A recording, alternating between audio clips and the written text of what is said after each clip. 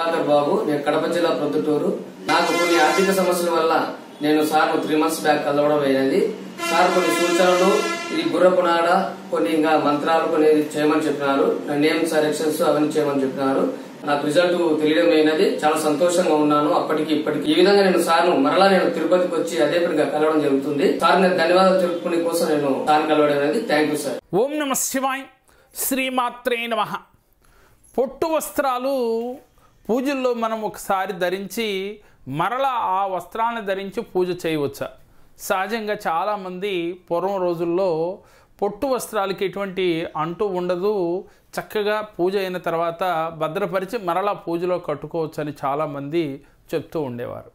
వాస్తవానికి మనకి మన పెద్దలు ఏం చెప్తున్నారంటే, ఒక్కసారి గనక అది పొట్టు వస్త్రమైనా మామూలు వస్త్రమైనా సరే ఒంటికి ధరించిన తర్వాత అది పూజ చెయ్యి, యజ్ఞం చెయ్యి, యగాదులు చేసినప్పటికీ కూడా తర్వాత మరలా రెండవ పూజలో మాత్రం ఆ వస్త్రాన్ని అలాగే ధరించకూడదు.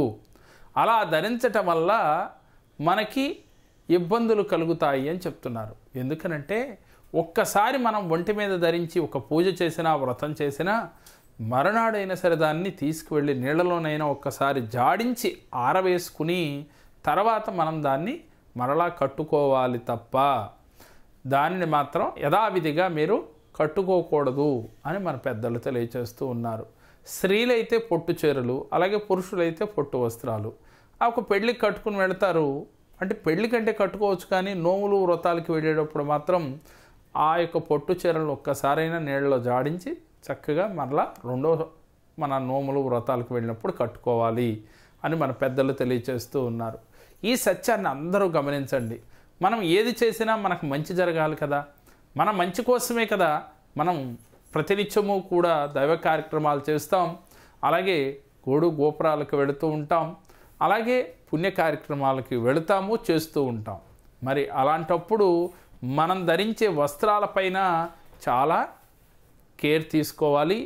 దాంట్లో మీరు తీసుకోవాల్సింది ఒకటే, ఏ పూజలో కట్టినా మరొక పూజకి మీరు దాన్ని జాడించి చక్కగా ఆరబెట్టుకుని ఆ వస్త్రాన్ని మీరు కట్టుకు వెళితే ఎటువంటి ఇబ్బంది లేదు.